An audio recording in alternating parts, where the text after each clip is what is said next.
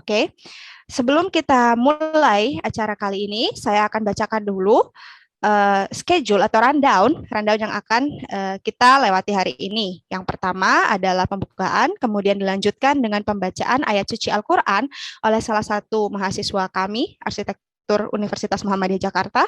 Kemudian ada sambutan dari Bapak Kaprodi kita, yaitu Bapak Lutfi Prayogi. Selanjutnya diserahkan kepada moderator. Nah, moderator kita kali ini adalah Ibu Vinta Lisimia, salah satu dosen dari Arsitektur Universitas Muhammadiyah Jakarta. Kemudian kuliah umumnya, acara intinya, dan setelah itu baru ada tanya jawab dan resume atau penutup ya. Kemudian selanjutnya adalah penutupan. Jangan lupa untuk semua peserta kali ini jangan meninggalkan acara sampai selesai ya, karena nanti akan ada door prize seperti biasa ya. Kami akan memberikan door prize kepada 3 penanya terpilih yang sudah menanyakan pertanyaan mengenai arsitektur lokal dan dunia kolonial yang sudah disampaikan oleh Bapak Robin nanti, gitu ya. Kemudian nanti juga ada link atau tautan untuk bisa diisi. Tautan tersebut nantinya akan menjadi salah satu syarat untuk bisa mendapatkan sertifikat dari kuliah umum hari ini, gitu ya. Oke, kita mulai saja acara selanjutnya, yaitu acara selanjutnya adalah pembacaan ayat suci Al-Quran, yaitu surat Al-Baqarah ayat 151 sampai 156 oleh salah satu mahasiswa Arsitektur Universitas Muhammadiyah Jakarta, yaitu Muhammad Taqiyuddin Imami. Untuk Saudara Ki, silakan.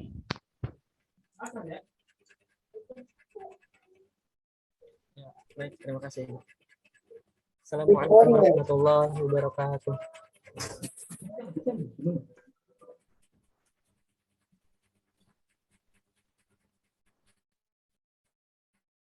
A'udzu billahi minasy syaithanir rajim. Bismillahirrahmanirrahim. Kama arsalna fikum rasulan minkum yatlu alaikum ayatina wa yuzakkikum wa yu'allimukumul kitaba wal hikmata wa yu'allimukum ma lam takunu ta'lamun. Fadhkuruni azkurukum washkuruli wala takfurun. Ya ayyuhalladzina amanu ista'inu bis-sabri was-salah. Innallaha ma'as-sabirin. Wala taqulu liman yuqtalu fi sabilillahi amwat bal ahya'u walakin la tash'urun. وَلَنَبْلُوَنَّكُمْ بِشَيْءٍ مِّنَ الْخَوْفِ وَالْجُوعِ وَنَقْصٍ مِّنَ الْأَمْوَالِ وَالْأَنفُسِ وَالثَّمَرَاتِ وَبَشِّرِ الصَّابِرِينَ الَّذِينَ إِذَا أَصَابَتْهُم مُّصِيبَةٌ قالوا إنا لله وإنا إليه راجعون. صدق الله العظيم. Assalamualaikum warahmatullahi wabarakatuh. Waalaikumsalam warahmatullahi wabarakatuh. Terima kasih Saudara Taqiyuddin yang sudah membacakan ayat suci Al-Quran. Semoga Saudara Taqiyuddin yang membacakan dan kita semua yang mendengarkan ayat suci Al-Quran tersebut diridhoi oleh Allah dan diberikan rahmat dan hidayah oleh Allah Subhanahu wa Ta'ala. Amin. Amin ya Rabbal 'Alamin. Selanjutnya adalah sambutan dari Kaprodi kita, Ketua Program Studi Universitas Muhammadiyah Jakarta, yaitu Bapak Lutfi Prayogi, SArs M Urplan. Untuk beliau, disilakan. Terima kasih Bu Eta. Assalamualaikum warahmatullahi wabarakatuh. Selamat siang Bapak Ibu. Yang terhormat narasumber atau pembicara kuliah umum siang ini, Bapak Robin Hartanto Honggare, Mas Monik, dan segenap dosen dan tenaga pendidik arsitektur UMJ lainnya yang tidak dapat saya sebutkan satu persatu. Yang saya hormati Bapak Ibu peserta kuliah, dan tentu saja yang saya sayangi dan banggakan adik-adik mahasiswa arsitektur UMJ. Alhamdulillah, nahmaduhu wa nasta'inuhu wa nastaghfiruh wa na'udzubillahi min syururi anfusina wa min syaitonir a'malina may yahdihillahu fala mudhilla lahu wa may yudlil fala hadiyalah. Asyhadu an la ilaha illallah wahdahu la syarikalah. Asyhadu anna Muhammadan abduhu wa rasuluh. Allahumma shalli ala Muhammad wa ala ali sayyidina Muhammad. Yang pertama tentu saja saya berterima kasih kepada kawan saya Pak Robin Hartanto Honggare atas kesediaannya untuk berbagi di program arsitek J pada yang ini. Kuliah umum arsitektur lokal dalam kolonial. Sampai kolonial Pak ini sudah lama dan yang terkait dengan itu, sehingga saya yakin apa yang akan beliau sampaikan akan sangat berguna bagi kita. Nah, di sambutan ini izinkan saya untuk berbicara tentang hal yang sedikit berbeda. Jadi di tahun ini kita Prodi Arsitektur UMJ mengundang 3 orang mahasiswa Indonesia yang sedang menempuh studi doktoral di luar negeri. Di semester lalu kita mengundang Pak Mikta Farid Al-Kadri dari TU Delft, Belanda. Hari ini kita sedang bersama dengan Pak Robin Hartanto Honggare dari New York, Amerika Serikat. Dan Selasa depan 12 Desember kita mengundang Pak Mirza Delia Devanastia dari Tohoku University Jepang. Mereka main-main orang Betawi di Takaleng. Ada satu lembaga pemeringkatan di dunia yang cukup diakui. Ada banyak lembaga pemeringkatan universitas di dunia. Namanya adalah Quacquarelli Simons atau biasa disingkat CS. Nah, menurut CS ini, 3 universitas yang saya sebut tersebut, TU Delft, New York University, dan Tohoku University adalah termasuk dari 100 universitas, ribuan atau bahkan puluhan ribu universitas di dunia. 3 universitas tersebut termasuk peringkat 100 besar dunia. Di peringkat dari IS, TU Delft 57 dengan prodi arsitekturnya bertiga dunia. New York University berperingkat 42 sedunia, dan Tohoku University berperingkat 22 dunia. Nah, kemudian ini itu kita lihat juga ya bahwa Bapak banget ya masih bisa panggil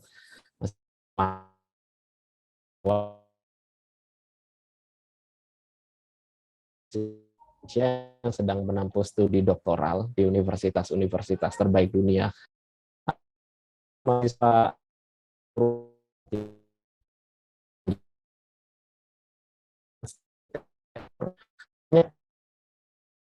prestasi berharap dapat menjadi bagian dari masih saat itu dalam BSI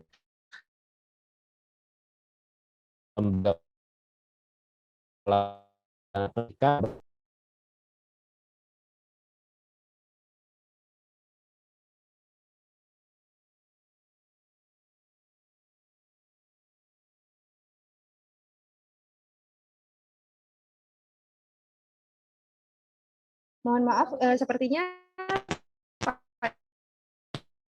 Yogi mengalami kendala sinyal ya. Mungkin sebentar. Beliau akan rejoin. Nah.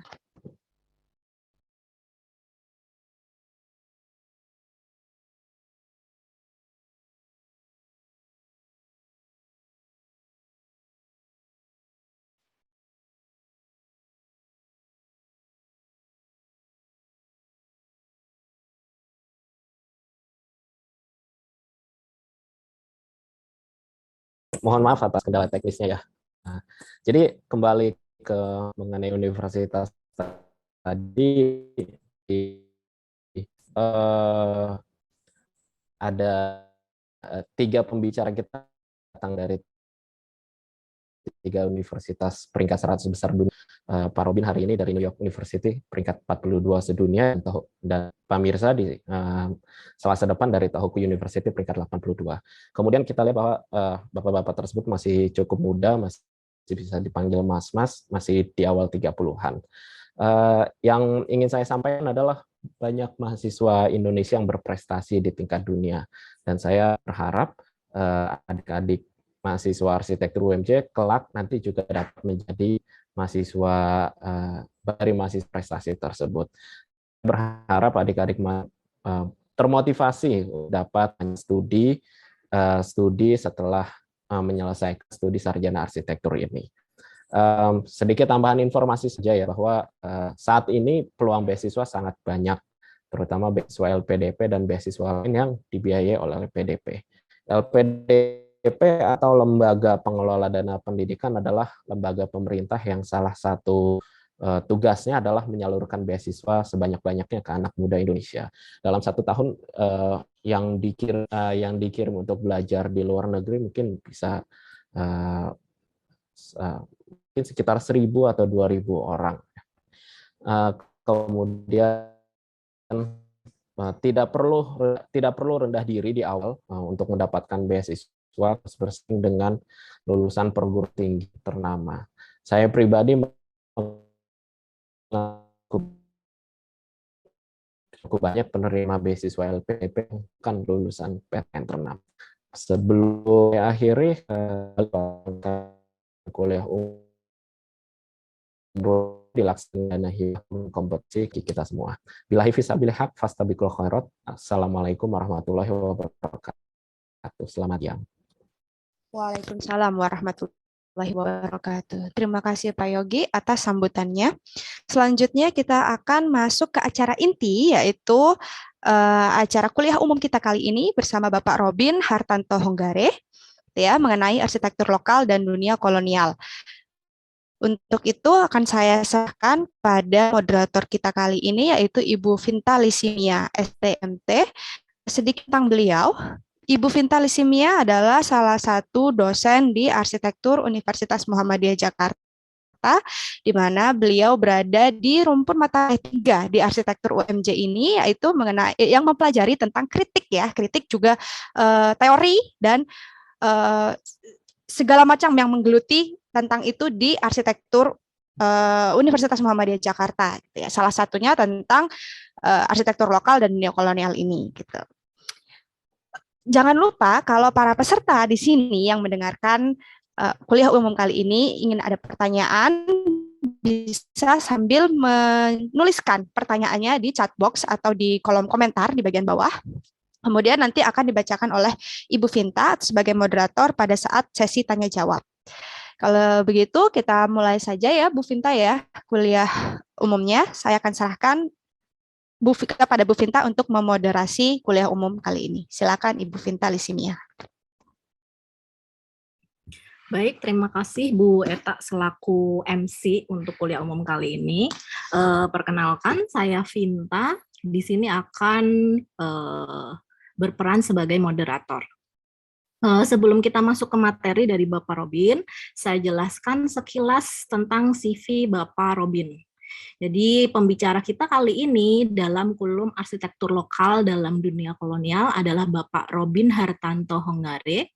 Beliau saat ini adalah PhD student di Columbia University. Beliau menempuh S2 di Columbia University dan merupakan alumni S1 Universitas Indonesia. Karir beliau dimulai dari tahun 2011 ya sebagai intern di Studio Twist ya. Kemudian pengalaman terbaru adalah sebagai research assistant di Office of Publication Columbia GSAAP. Sebelumnya juga beliau berperan sebagai research assistant di Temple Horn Buell Center for the Study of American Architecture. Beliau berperan aktif dalam beberapa pameran ya. Jadi beberapa pameran yang telah beliau bantu itu antara lain adalah pameran Living in America, Frank Lloyd Wright, Harlem and Modern Housing di The Wallach Art Gallery, New York. Kemudian ada lagi pameran Tropically Revisited di The German Architecture Museum di Frankfurt. Kemudian ada lagi pameran Waktu Adalah Ruang di UPH Arsitektur Trienal di Jakarta.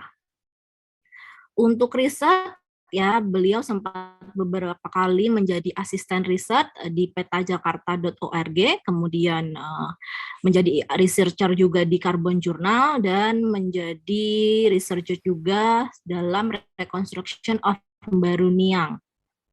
Kemudian beberapa publikasi, ya beliau juga sempat menerbitkan beberapa buku. Yang terbaru adalah buku Waktu Adalah Ruang yang diterbitkan oleh UPH tahun 2015.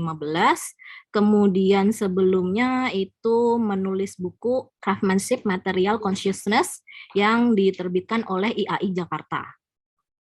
Beliau juga sempat mengisi beberapa materi, ya salah satunya adalah mengisi materi yang diselenggarakan oleh UNESCO, Curator's Talk, A Conservation Story, ya, yang terlaksana pada bulan November 2014 di Gudang Jasindo, Jakarta. Ada beberapa workshop juga yang telah beliau ikuti, yaitu The Urban Water Challenge, ya, yang berlangsung di Berlin. Kemudian ada beberapa award dan fellowship yang telah didapat oleh Bapak Robin ini. Ya, sekilas CV dari Bapak Robin. Selanjutnya mungkin sebelum masuk ke materi, saya berpesan sedikit bahwa untuk yang mau berdiskusi atau bertanya, silahkan menuliskan di kolom chat. Nanti setelah selesai pemaparan materi, akan saya bacakan tanya jawab atau diskusinya untuk nanti ditanggapi oleh Bapak Robin. Baik, sekian saja saya. Selanjutnya, waktu dan tempat dipersilahkan untuk Bapak Robin.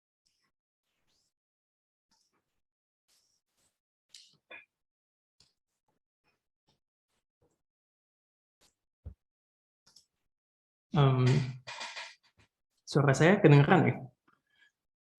Terdengar. Dan layarnya terlihat? Terlihat. Oke, terima kasih. Pertama-tama tentu saya ingin mengucapkan terima kasih pada teman-teman UMJ, juga Bu Vinta atas introduksinya yang sangat lengkap, dan tentu saja Pak Yogi, ya.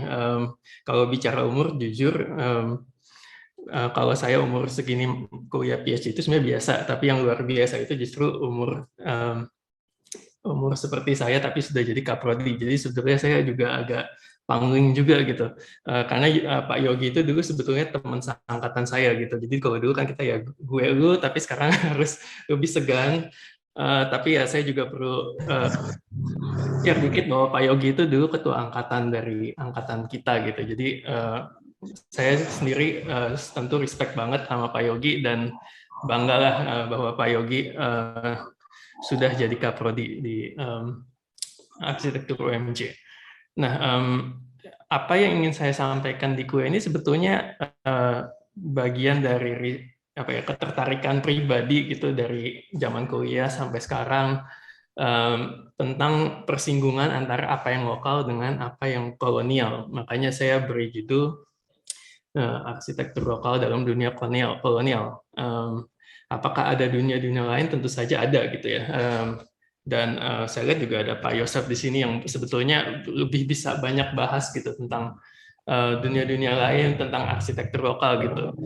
Posisi saya adalah lebih sebagai orang yang mencoba belajar dan mengikuti ketertarikan saya pada persinggungan itu gitu, persinggungan antara apa yang lokal dengan apa yang kolonial. Jadi saya sebetulnya juga pengen belajar tentang ini, karena lagi-lagi umur saya terbatas, pengalaman terbatas, saya banyak tidak tahu di tempat-tempat yang belum pernah saya kunjungi gitu. Yang apa yang saya sampaikan di sini adalah apa yang bisa saya kumpulkan, apa yang saya ingat dari pengalaman belajar saya gitu. Kurang lebih seperti itu. Nah, saya ingin mulai dari satu gambar ini, satu bangunan yang pertama kali saya lihat rasanya waktu kuliah tuh sudah pernah lihat bangunan ini gitu. Waktu lihat bangunan ini saya terkagum, bukan main gitu. Ada bangunan seperti ini di Indonesia gitu. Ada bangunan yang sangat besar. Ini untuk perbandingan skala, coba lihat ini manusianya ada di sini yang pakai baju putih dan agak baju hitam dan pakai topi ya, agak berbayang gitu. Skalanya luar biasa sekali gitu kan. Dan secara tingkat kita bisa lihat sudah ada 6 tingkat gitu pada, kalau melihat foto ini kan foto sekitar mungkin awal tahun abad 20 atau akhir abad 19 gitu. 6 tingkat, terus kemudian memakai material setempat gitu kan, memakai material sangat mungkin ini dari ini ya, daun nipa gitu, atau ya dari alang-alang yang bisa dibikin dari berbagai macam tanaman lainnya gitu. Terus juga ya atap miring, tropis, sepertinya merespon juga dengan iklim setempat gitu kan, banyak bukaan sehingga udara bisa mengalir, tapi sewaktu-waktu dia juga bisa ditutup gitu. Dan kebetulan waktu kuliah dulu juga kan nggak tahu apakah sekarang masih suka diberi bacaan judulnya Architecture Without Architects gitu dari Bernard Rudowski, ya itu bacaan yang saya kira salah satu bacaan wajib. Ya waktu itu saya juga baca itu dan keren banget ya, ternyata banyak sekali arsitektur tanpa nama dirancang bukan oleh arsitek dengan huruf A besar gitu ya, tetapi punya bentuk yang sangat fenomenal, terus merespon lingkungan sekitar dengan sangat baik gitu. Nah, tapi kalau kita berhenti pada apresiasi bentuk semacam demikian, saya kira sulit gitu buat dapat pemahaman yang lebih utuh mengenai sejarah bangunan semacam ini. Bangunan ini yang sebetulnya maketnya juga dipamerkan di ini, kalau dilihat di foto di sebelah kiri ini ada di Tropen Museum atau Museum Tropis ya di Belanda, dipajang dengan detail yang sangat lumayan mengikuti merepresentasikan aslinya gitu. Bangunan ini sebetulnya bangunan yang terlihat tropis, tapi bangunan yang sangat penting bagi mesin ekonomi dunia kolonial. Dalam hal ini tentu saja Belanda ya. Pada zaman Belanda, saya kira udah pada akhir abad 19 dan awal abad 20, perusahaan-perusahaan, terutama perusahaan tembakau ya, banyak membangun perkebunan di lahan terutama Jawa dan Sumatera, dan kemudian membangun ya bangunan-bangunan besar seperti ini untuk memproses daun tembakau gitu. Untuk bangunan ini khususnya ini adalah gudang untuk pengeringan daun. Kurang lebih interiornya bisa kita lihat di sisi sebelah kanan gitu. Nah, ini yang ingin saya sebetulnya coba bukakan gitu ya. Sebetulnya kalau kita mengulik lebih lanjut bangunan dengan bentuk semacam ini, mungkin kita bisa menemukan bagaimana peran bangunan-bangunan ini dalam sejarah kolonialisme kita gitu. Dia memang menganut prinsip bangunan setempat, menghargai iklim, tapi dia juga sebetulnya jantung dari ekonomi yang dibutuhkan untuk menjalankan mesin-mesin kolonialisme. Nah, ini sebenarnya ketertarikan saya gitu, persinggungan bagaimana apa yang lokal dan kolonial itu bertemu gitu dalam bentuk bangunan tentu saja ya, karena ketertarikan saya dalam sejarah arsitektur. Ya sekedar konteks, ini foto Jacob Nienhuis, salah satu juragan rokok di Sumatera Utara yang mengumpulkan kekayaan luar biasa besar dari eksploitasi sumber daya alam di Indonesia. Juga kalau kita lihat para pekerja yang ada di sebelah kanan, ini adalah pekerja Indonesia kan. Banyak warga Jawa yang populasinya cukup sudah sangat besar ya saat itu gitu, yang kemudian ke berbagai tempat untuk mendukung usaha perkebunan swasta di zaman itu. Nah, saya kira narasi sejarah arsitektur kita kerap berkutat pada dikotomi gitu kan, pada dikotomi yang tegas antara yang barat dan yang timur, antara yang international style dengan yang vernacular, atau antara yang modern dengan yang tradisional gitu kan. Nah itu saya kira terkadang sangat penting ketika kita ingin ini ya, mendapatkan narasi yang tegas, pembeda antara kita dan mereka gitu kan. Untuk misalkan dalam provokasi perlawanan pada penjajahan Belanda, tentu pemisahan yang tegas seperti itu sangat berguna untuk memobilisasi massa, untuk melakukan revolusi dan lain sebagainya gitu. Dan ada betulnya kalau kita lihat foto ini, banyak juga kejadian-kejadian di mana rumah-rumah lokal yang dari bambu, dari kayu dibabat semua karena diganti menjadi konstruksi bata yang lebih konon katanya ramah dengan lebih higienis lah gitu, tidak dapat mengurangi penyebaran wabah-wabah, dalam konteks ini wabah pes gitu ya.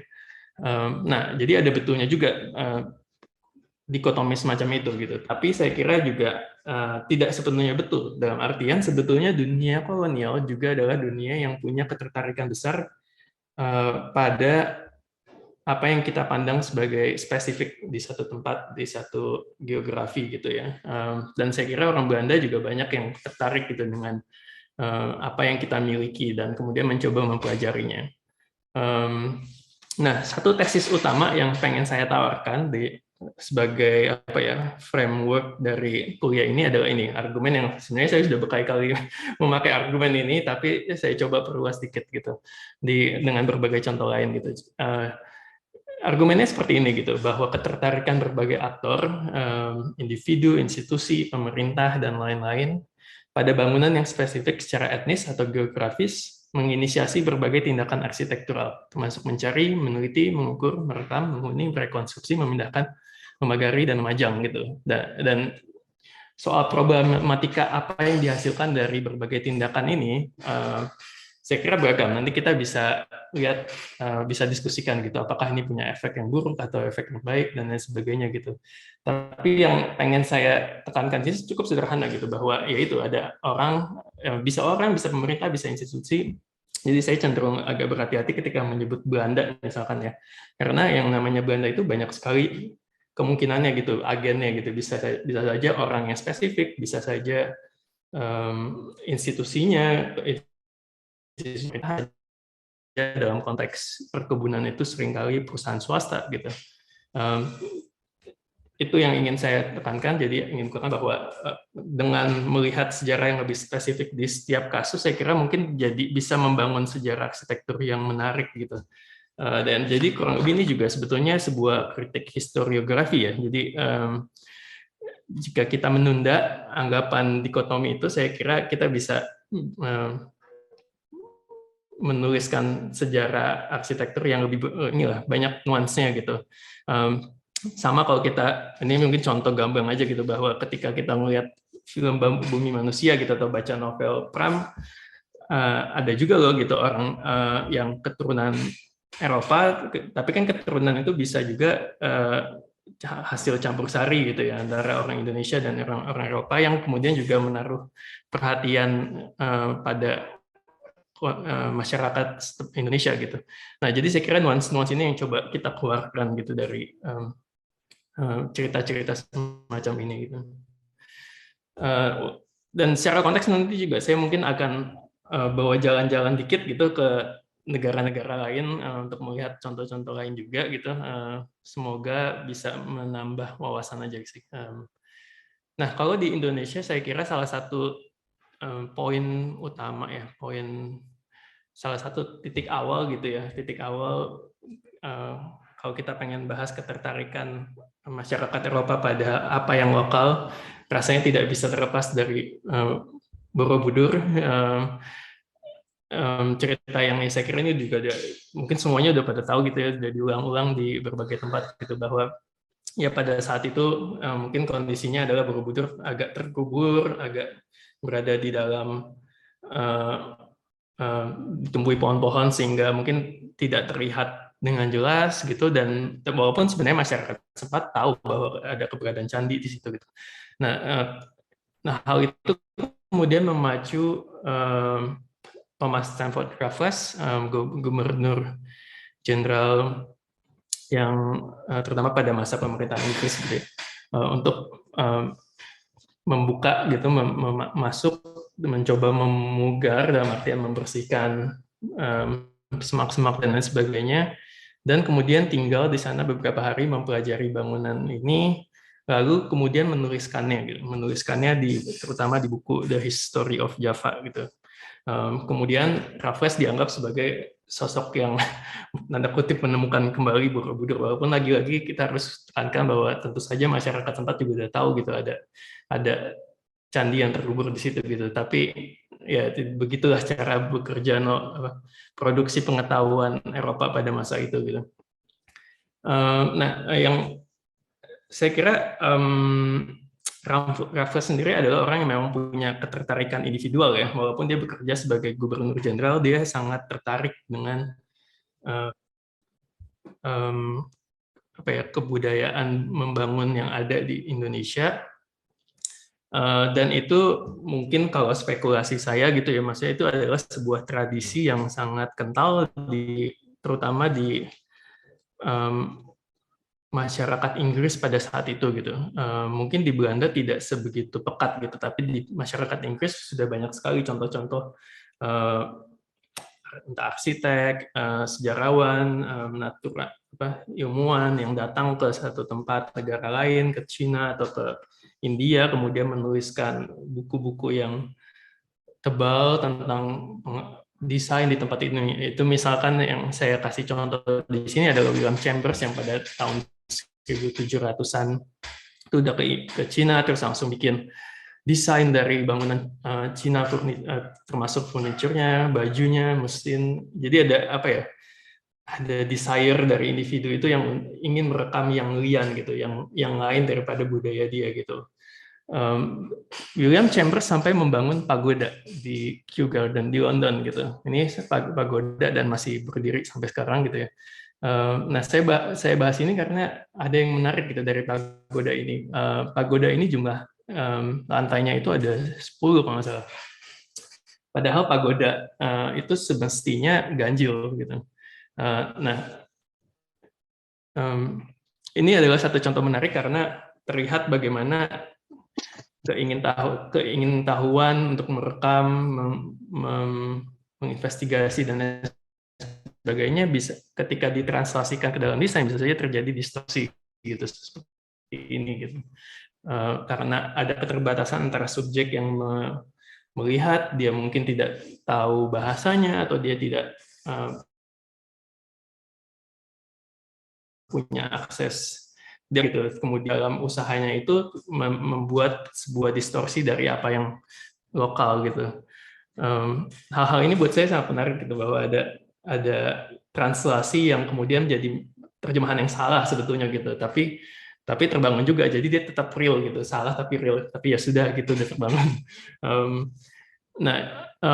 Tapi ada juga usaha-usaha yang lebih masif. Kalau yang tadi kita lihat lebih pada ketertarikan individu, tapi ada juga seperti misalkan Napoleon, ya kita semua lagi tahu ya, Napoleon yang turut berperan dalam revolusi di Perancis. Waktu dia jadi pemimpin Perancis saat itu, dia kirim banyak sekali pasukan ke Mesir. Nah, dia termasuk juga dia mengirim ratusan ilmuwan, arkeolog, art historian gitu untuk merekam kebudayaan yang ada di sana gitu. Apa tujuannya kita nggak tahu gitu. Apakah itu murni untuk pengetahuan, tapi bisa juga sebagai upaya untuk menguasai ya gitu. Menguasai kan tidak cuma soal mengokupasi tempat, tapi juga bagaimana dengan pengetahuan yang mereka dapat tentang kebudayaan ancient di Mesir mungkin jadi sebuah macam-macam, bisa jadi sebuah argumen bahwa kita lebih aware dengan kebudayaan kamu gitu. Jadi kita sebenarnya yang lebih menjaga kebudayaan ancient yang ada di tempat kamu gitu. Mungkin lebih baik kita yang sebagai warga Eropa itu yang memimpin, karena kita yang lebih beradab karena menjaga pengetahuan gitu. Banyak sekali hal-hal seperti itu yang ikut jadi bagian landasan dari ekspedisi semacam ini.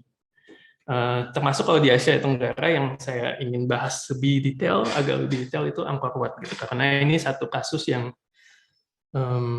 sangat menggambarkan tesis saya di awal tadi gitu, soal bagaimana satu ketertarikan itu terejawantahkan ke dalam berbagai kata kerja dari mencari, mengukur, merekonstruksi, memindahkan, memagari, memajang, dan lain sebagainya. Nanti ini juga kita bisa tambah-tambahin lagi kalau ada hal-hal lainnya. Nah, ini Henry Mohout lagi-lagi kasusnya adalah seseorang yang tertarik mencari Angkor Wat, dia bikin laporan, bikin tulisan di majalah, kemudian di pick up sama pemerintah gitu, sama orang dari militer yang merasa nah pada saat itu ini ya konteksnya kan Prancis menguasai mengkolonikan ini area di Kamboja ya, terutama. Nah ya mereka mikir kayaknya kita harus ini nih harus bikin ekspedisi ke situ, lalu sama prinsipnya merekam, mendokumentasi gitu. Nah ini satu cukilan yang pengen saya bagikan, yang cukilan ini saya diambil dari laporan yang ditulis individu ini ya,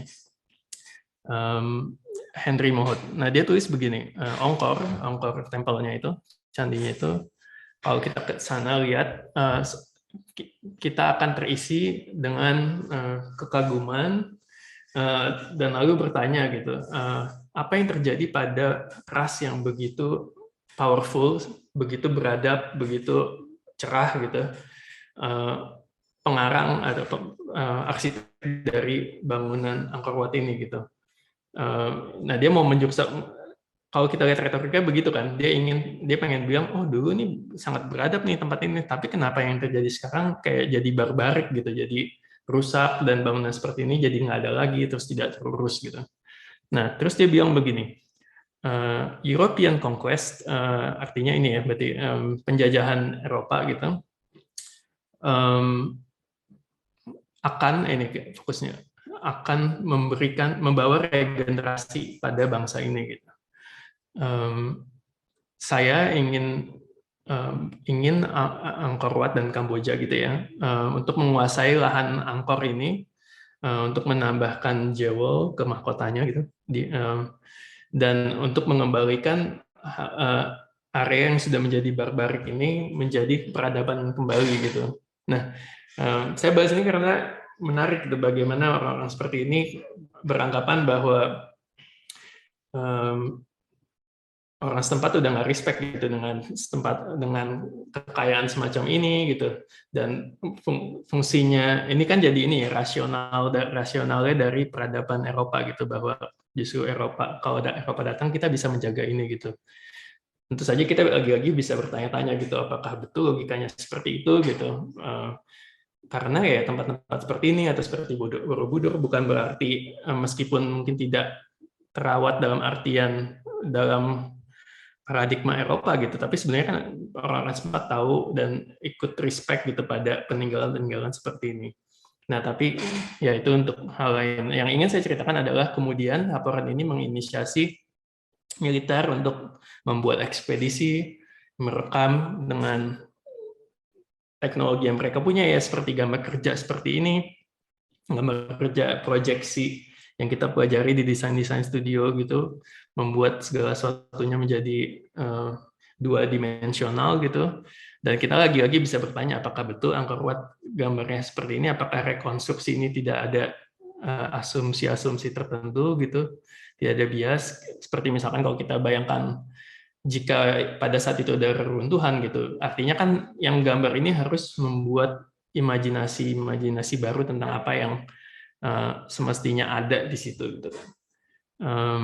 Lagi-lagi itu bisa berujung pada mistranslation gitu. Nah pada saat bersamaan ekspedisi semacam itu juga ikut membawa barang-barang setempat gitu. Ya kita lihat bagaimana elemen-elemen dari candi gitu bisa dibawa ke Perancis. Hal yang sama pun terjadi ya di Belanda. Baru-baru ini saya lihat ada bagian dari Candi Singosari yang sebetulnya ada di Volkenkunde Museum di Leiden gitu. Jadi ini adalah sejarah yang sebetulnya sangat dekat dengan kita gitu, banyak sekali perampasan barang-barang yang ya kita bisa bertanya, mungkin salah satu perdebatan yang paling banyak saat ini kan soal barang-barang seperti ini gitu, ini harus disimpan di mana gitu, apakah kalau dikembalikan ke Indonesia apakah kita bisa merawatnya gitu. Nah ya ini saya kira satu perdebatan yang sangat penting ke depannya gitu, ketika isu dekolonialisme juga semakin penting. Yang pengen saya tekankan juga di sini adalah kalau hal-hal seperti ini lebih ke soal datang ke satu tempat, merekam dan lain sebagainya. Di sini kita melihat hal yang lebih penetratif gitu. Kita melihat hal yang lebih intervensional, datang bawa barang langsung ke Eropa, kemudian membuat orang Eropa membuat pameran dari apa yang mereka temukan. Ya ini misalkan bagian-bagian dari Angkor Wat direkonstruksi gitu pakai plaster cast, jadilah semacam ini gitu.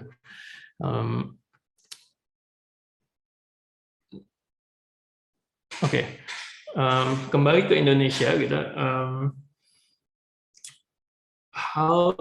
Kalau yang saya bahas sementara ini saya kira lebih berkutat pada hal-hal yang mungkin lebih arkeologis gitu ya.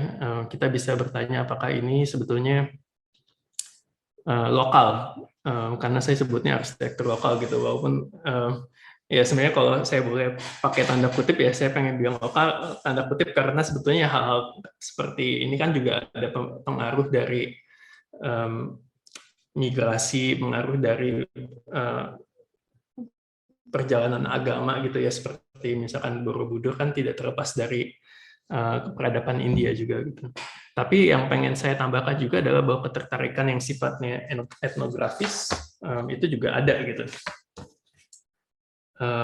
Misalkan ya masyarakat Belanda juga sebetulnya banyak yang tertarik dengan hal-hal etnografis macam ini, rumah-rumah vernakular Indonesia gitu dari berbagai daerah gitu. Nah ini saya tampilkan seperti ini karena ini satu juxtaposisi yang menarik ya antara ini kalau dilihat Netherlands koloni, ini adalah bangunan yang menampilkan berbagai benda kolonial. Ini ada patung Peter Zunkun yang berperan dalam, kalau tidak salah Peter Zunkun yang ini ya, yang berperan dalam banyak pembunuhan di Banda ya, ketika masanya rempah-rempah berjaya gitu. Kemudian ini ada patung monumen Aceh untuk merayakan keberhasilan Belanda mengakuisisi Aceh. Dan kemudian sini ada di sampingnya ada bangunan-bangunan etnografis yang saya bilang gitu. Nah ini adalah pameran kolonial dan ekspor di Amsterdam 1983. Jadi sikapnya sama ya. Jadi memindahkan apa yang ada di Indonesia kemudian dibawa ke sini ditampilkan seperti ini gitu. Jadi seperti apa ya? Ada istilahnya kan human zoo ya gitu. Jadi dipertonton, dibawa juga orang-orangnya dipertontonkan musik dan lain sebagainya gitu di tempat ini gitu. Sehingga bedanya adalah kalau misalkan ini hanya spotek gitu ya, kita ngeliat spotek dinding atau sebuah patung gitu. Di sini pengalamannya jadi lebih ini kan, lebih empirikal gitu. Kita mengalami satu bangunan secara 3-dimensional beserta dengan segala macam musik, makanan. Ini ada makanannya juga dibawa orang-orangnya gitu. Nah,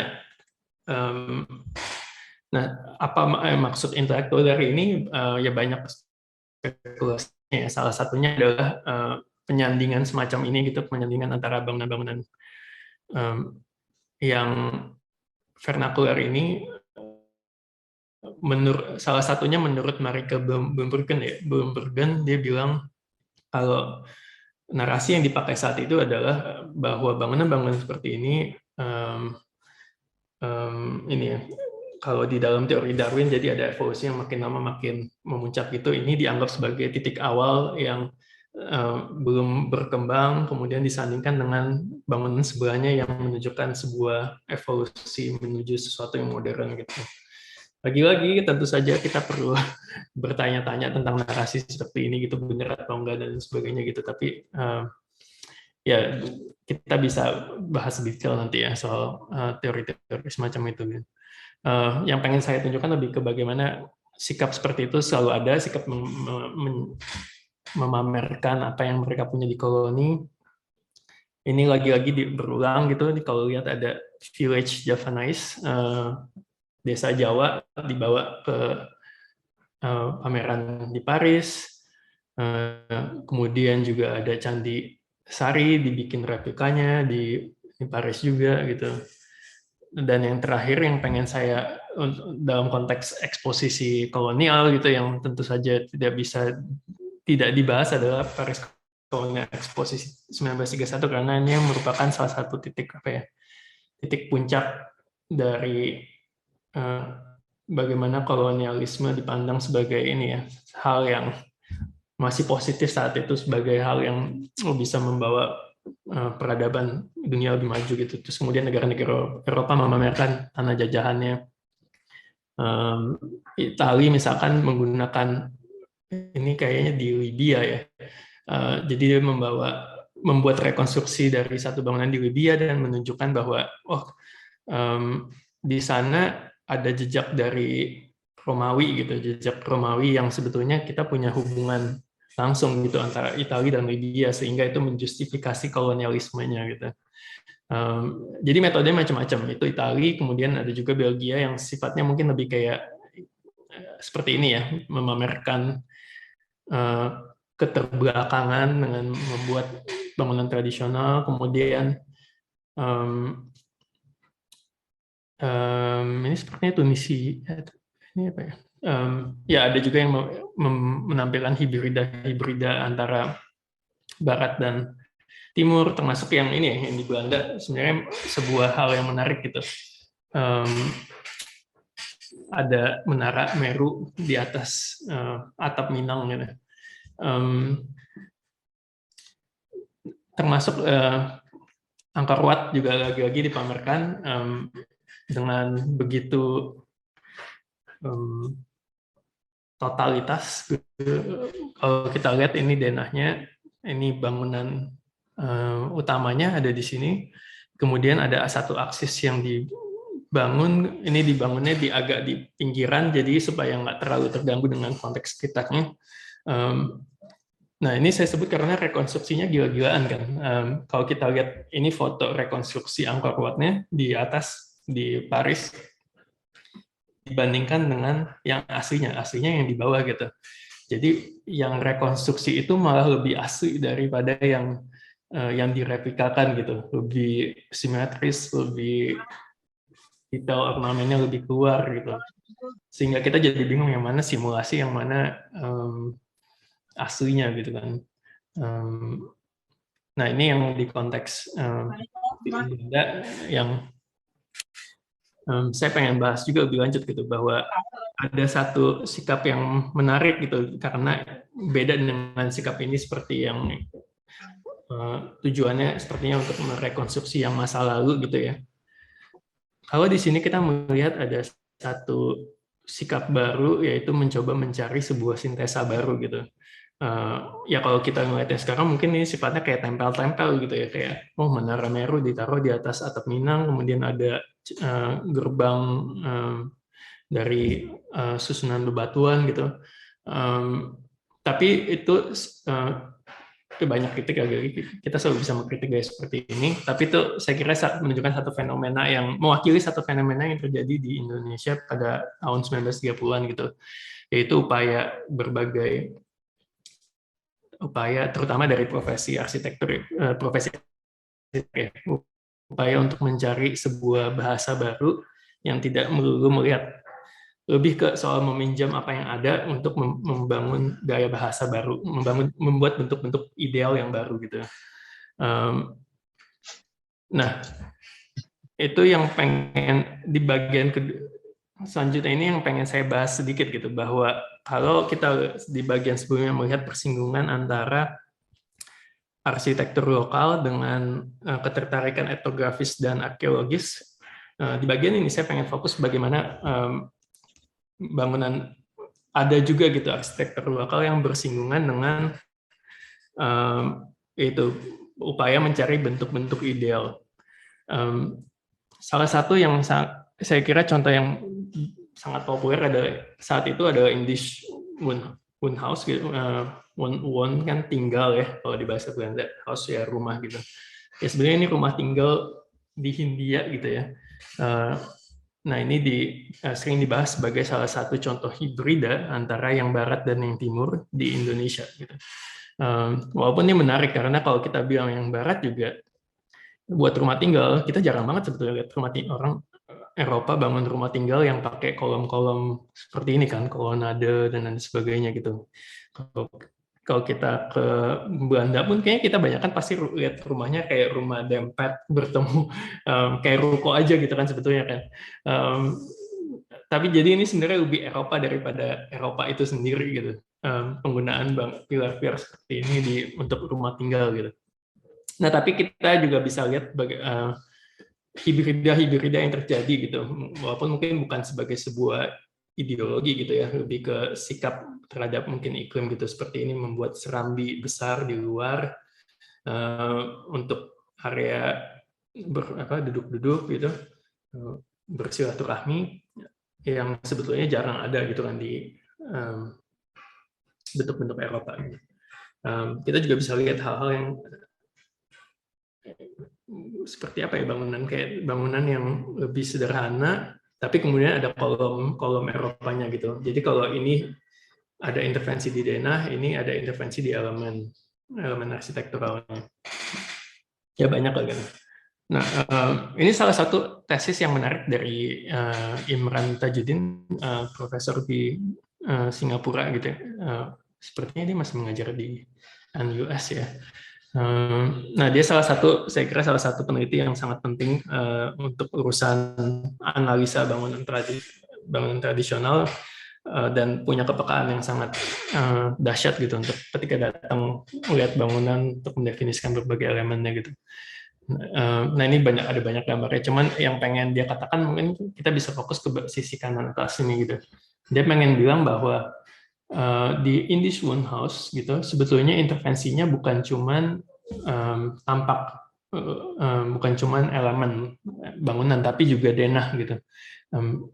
Kalau apa yang dilakukan adalah dia membandingkan denah Indisch Wohnhaus dengan denah compound house, rumah-rumah kampung, mungkin agak bukan terjemahan yang tepat ya. Cuman dia mencoba memberi tahu bagaimana ini denah yang mempunyai aksis tengah, terus kemudian ruangan di kiri kanan berseberangan itu adalah sebetulnya denah yang sudah ada sejak dulu gitu di arsitektur setempat, termasuk di Singapura, termasuk di Yogyakarta gitu. Jadi sebetulnya ada apropriasi denah yang terjadi gitu dari arsitektur lokal ketika diintervensi oleh arsitektur Eropa. Jadi dia tidak sekedar kulit gitu, tapi bahwa denah itu juga ikut menjadi bagian dari hibrida. Ini contoh lain, saya kira ini contoh menarik juga karena sebetulnya ada juga hal-hal yang sifatnya intervensinya jadi di denah juga gitu ya. Maksudnya kalau kita lihat ini kulitnya kulit bangunan kita nih, bangunan tradisional Bata Karo gitu kan, bangunan vernakular. Nah tapi sebetulnya ini adalah rumah penderita kusta gitu, yang dibangun oleh pemerintah misionaris Katolik ya mestinya. Dan denahnya juga udah berubah sebetulnya, udah diintervensi gitu. Ini bangunan komplek untuk penderita kusta ditampilkan di pameran hygiene exhibition. Ini sekedar komparasi aja bahwa hal-hal seperti itu sebetulnya juga terjadi di negara-negara lain gitu, kayak di Filipina juga bentuk-bentuk lokal itu dipinjam untuk terutama soal merespon isu higienitas gitu, isu kebersihan gitu. Pemikirannya adalah bahwa kalau kita mencoba berpikir dari perspektif kolonial gitu ya, kalau kita ingin ini kan pandangan bahwa orang setempat mungkin hidupnya nggak bersih, jadi kita perlu mengintervensi. Tapi kalau kita ubah langsung jadi rumah bata, mungkin mereka tidak akan bertahan gitu. Makanya yang perlu dipikirkan adalah bagaimana bisa mengapropriasi bentuk-bentuk lokal untuk kemudian di upgrade gitu jadi lebih bersih gitu. Makanya kita bisa lihat di pameran higienis, pameran kebersihan semacam ini, kita ngeliat bangunan-bangunan lokal dipamerkan. Kalau lihat ini kan baru Niang ya, ada di sini juga gitu, dipamerkan sebagai apa ya, bahwa bisa loh kita intervensi untuk jadi lebih bersih gitu. Ini juga, oh kita bisa nih pakai bangunan-bangunan apa, mungkin bangunannya yang penting di-upgrade jadi kayu, tapi kemudian tempat tidurnya dikasih kelambu ya. Kelambu ini juga sebuah gimana, maksudnya itu kan. Ini menarik sih, kelambu itu sebetulnya satu hal yang juga bisa kita teliti lebih lanjut ya gitu. Bagaimana intervensi yang sederhana seperti menutup tempat tidur itu jadi bagian yang berperan penting dalam ini menyebarkan isu kebersihan di penduduk-penduduk setempat. Nah ini kembali ke konteks Filipina. Bagaimana arsitektur tradisional yang namanya Bahay Kubo kemudian dikopi terus ditranslasikan ke dalam bentuk-bentuk baru, tapi diubah kamar mandinya jadi di dalam, tapi tetap agak jadi panggung dan lain sebagainya gitu. Oke, yang saya sebut lebih ke hal-hal yang sifatnya mungkin dari pemerintah gitu, tapi dari profesi sebetulnya juga sangat tertarik untuk memikirkan soal itu ya, bentuk-bentuk ideal yang baru gitu. Yang 3 figur yang sering banget disebut yaitu ini kan, Schumacher, Karsten, McLain-Pond gitu. Lagi-lagi saya kira ada banyak yang lebih ahli soal Schumacher, Karsten, McLain-Pond gitu, jadi saya mungkin cuma berbagi ringkasan aja gitu, bahwa Schumacher pada saat itu berpikir bahwa arsitektur lokal itu sebetulnya tidak ada yang perlu dipelajari, karena sebetulnya arsitektur lokal itu hasil turunan dari arsitektur India gitu.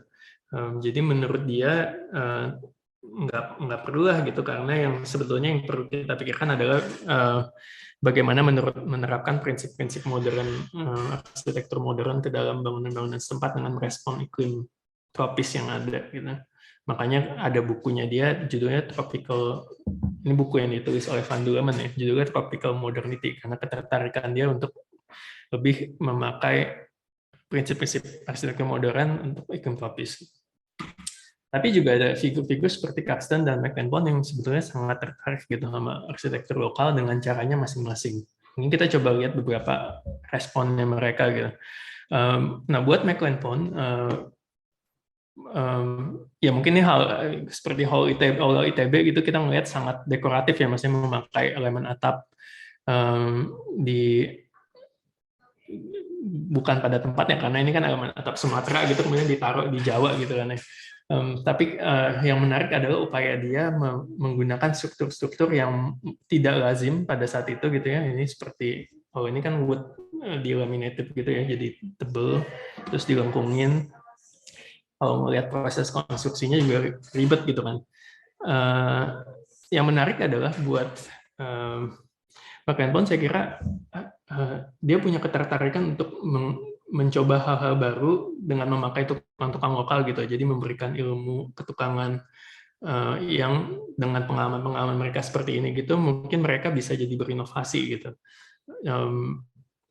Nah, saya kira itu hal yang jangan kita pikirkan juga gitu, maksudnya kita mikir bangunannya tok gitu kan, tapi sebetulnya ada pemikiran lebih lanjut soal gimana dia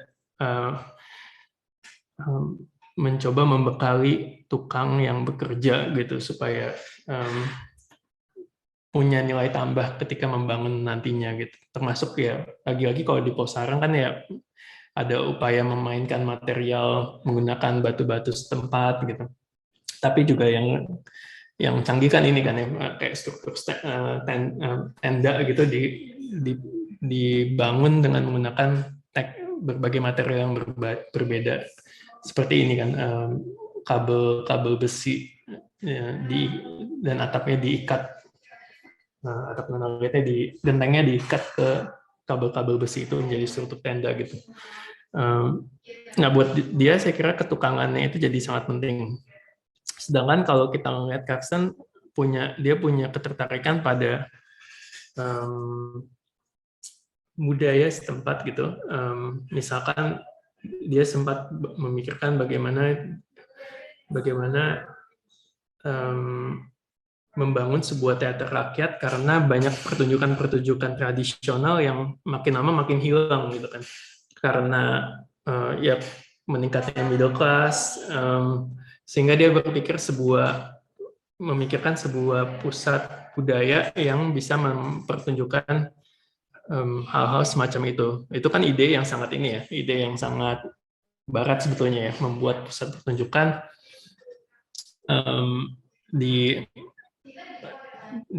dengan menggunakan itu teater gitu. Sedangkan kalau di kita kan sebetulnya pertunjukan tradisional itu seringkali dibikinnya ya di rumah aja gitu kan, karena ya dia bagian dari kehidupan bermasyarakat. Nah, tetapi pada waktu itu dia juga berpikir bagaimana supaya mungkin kita bisa nih pakai struktur pendopo supaya tetap mereplika suasana pertunjukan di rumahan gitu. Jadi kalau kita berpikir bioskop kan ada pemisahan tegas ya antara penonton dan yang ditunjukkan layar gitu. Termasuk juga teater Eropa kan gitu ya. Kita antara yang nonton sama yang apa sih aktor dan lain sebagainya kan ada jarak yang tegas gitu kan.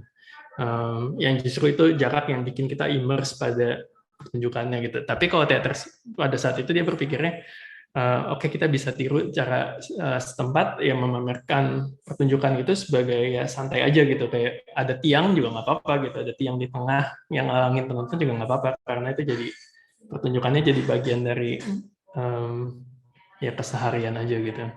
Ya, ini versi mininya, akhirnya versi agak tone down-nya dari idenya dia itu dibikin di teater rakyat di Sobokarti ya, di Semarang. Bagian terakhir yang pengen saya bahas sebetulnya adalah ini hal yang sebetulnya saya lebih banyak kerjakan saat ini gitu, bagaimana persinggungan antara yang lokal dengan yang industri gitu. Sebetulnya itu contoh yang saya kasih di awal, gudang pengeringan tembakau itu adalah sebuah contoh yang saya betul-betul tertarik gitu, bagaimana sebetulnya kapital yang perlu dikumpulkan dalam dunia kolonialisme ini termanifestasi ke dalam berbagai bentuk gitu. Nah, termasuk ya itu turisme ya. Turisme saya kira sering kita mikirnya dari awal mulanya dari tahun 1970 ketika Soeharto gencar-gencaran bikin Bali jadi tuan rumah acara-acara internasional gitu. Nah, sebetulnya turisme itu dari zaman kolonial juga udah ada gitu. Sama gitu. Prinsipnya adalah kalau tadi kita melihat upaya memindahkan yang lokal ke Eropa, nah kalau di turisme kita melihat bagaimana yang lokal itu di-freeze-kan gitu kan, dibekukan terus jadi sebuah tontonan ini loh kebudayaan yang ada di situ gitu. Jadi dan yaitu dia berusaha mengumpulkan orang-orang luar untuk ikutan nonton, melihat kebudayaan semacam itu. Ini dua contoh iklan turisme yang ada pada saat itu, ini sekitar tahun 1937. Satu tulisan yang saya kira ada satu tulisan artikel dari Profesor Amanda Ahmadi di Australia yang lebih bahas soal ini, yang bahas dengan rinci soal bagaimana turisme ini berkelindan dengan industri komoditas gitu, karena untuk transport ini kan butuh ya, kalau kita dulu banyak pesawat, kalau kita sekarang udah banyak pesawat gitu kan, kalau dulu kan ya mesti lewat kapal ini ya, kapal uap gitu. Dan saat itu jadi pemain utamanya adalah KPM, Koninklijk Paketvaart Maatschappij. Dia adalah perusahaan yang ya gitu bergerak di bidang pelayaran dan banyak jadi pemain kunci dalam memutarkan hasil komoditas di Indonesia termasuk tembakau dan lain sebagainya. Nah, pada saat bersamaan KPM juga melihat industri turisme ini sebagai sebuah kesempatan untuk meraup keuntungan gitu. Nah ini lagi-lagi saya bukan hal yang tahu banyak soal ini, tapi saya kira ini sebuah kesempatan riset yang sangat luas gitu ya, bahwa ada banyak banget sebetulnya persinggungan yang bisa kita bahas.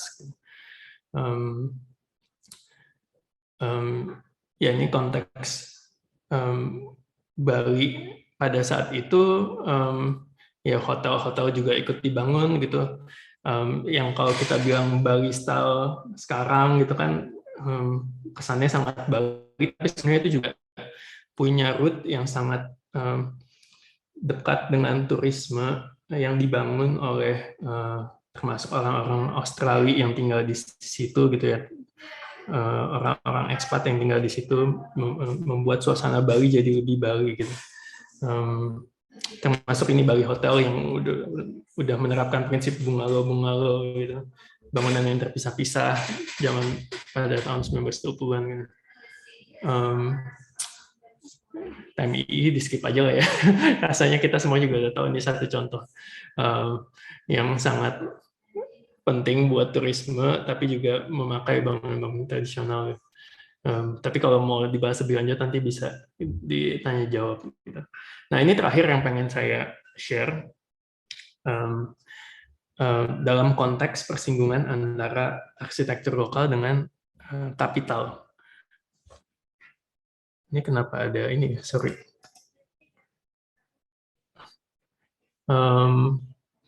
Nggak ada suara kan ya? Ini saya rekamannya kayak lupa dihapus. Nah ini pada saat perkebunan tembakau, perkebunan karet begitu penting buat kolonialisme, hal yang perlu dilakukan oleh perusahaan-perusahaan Belanda adalah membuat transmigrasi besar-besaran gitu. Dari daerah yang populasinya besar ke area-area perkebunan. Itu sebabnya makanya banyak orang Jawa yang kemudian dikirim ke berbagai tempat, termasuk ke Sumatera. Ini East Coast of Sumatera ya, Sumatera Timur atau yang sekarang kita sebutnya Sumatera Utara. Termasuk ke Suriname juga banyak gitu yang dikirim ke sana gitu untuk tenaga kerja murah gitu buat di perkebunan. Nah di Sumatera Utara itu kita lihat bahwa angkanya itu bisa mencapai 50.000 per tahun gitu. Berarti ada jumlah orang yang dikirim itu sangat besar ya, 50.000 pada saat itu gitu.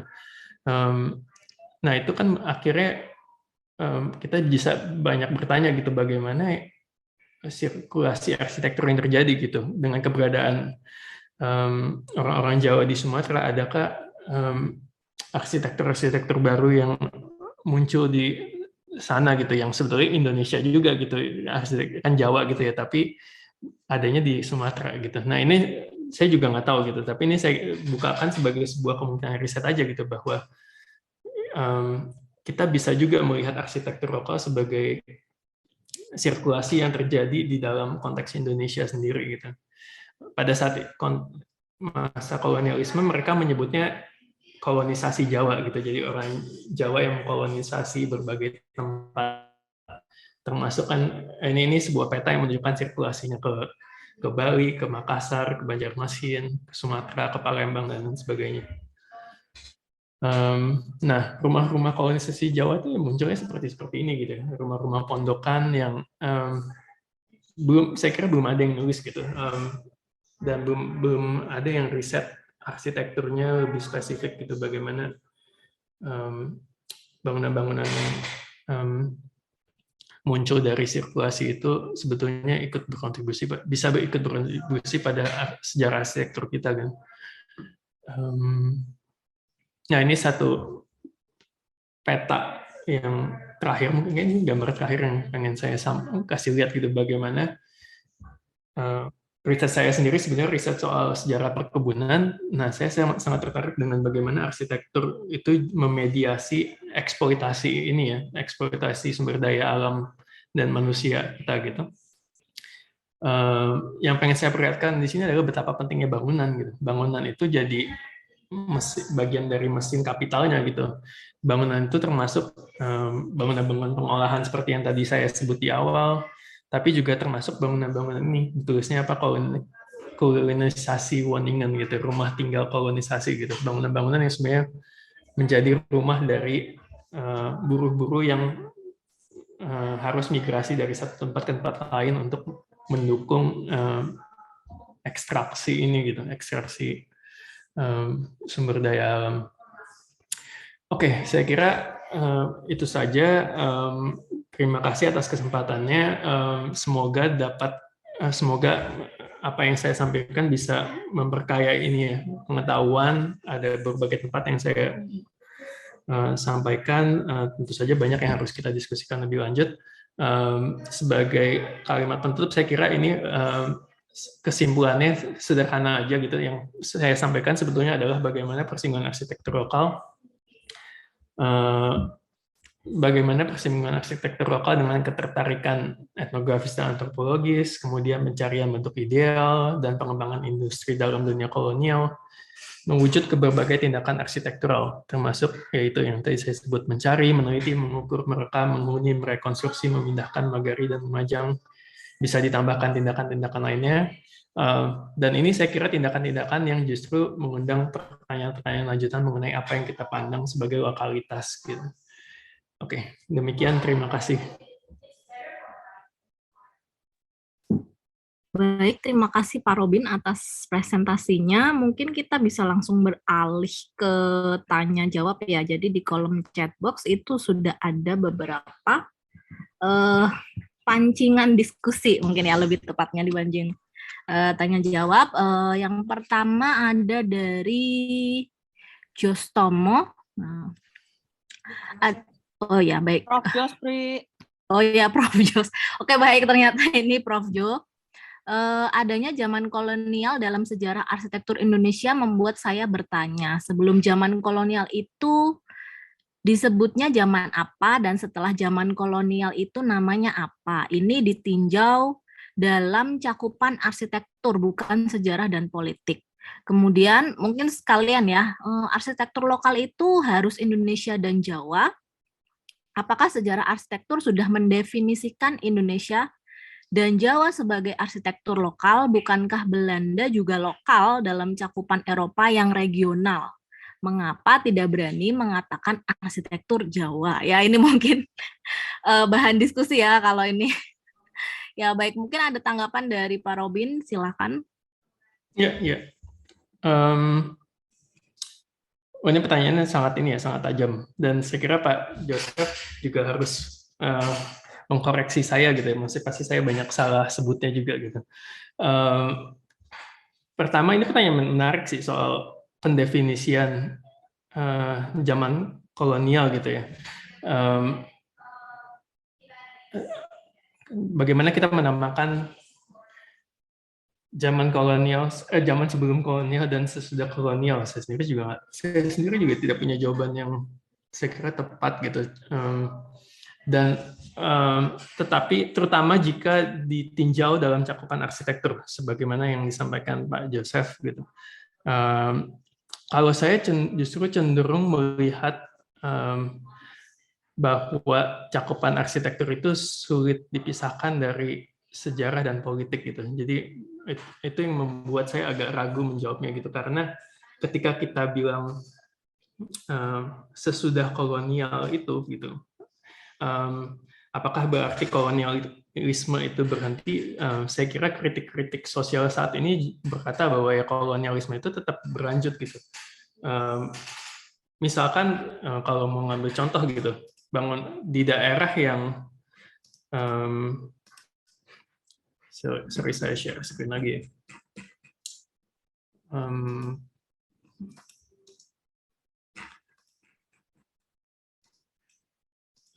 Bangunan ini adanya di Lubuk Pakam di Sumatera Utara ya, di Deli Serdang tepatnya gitu.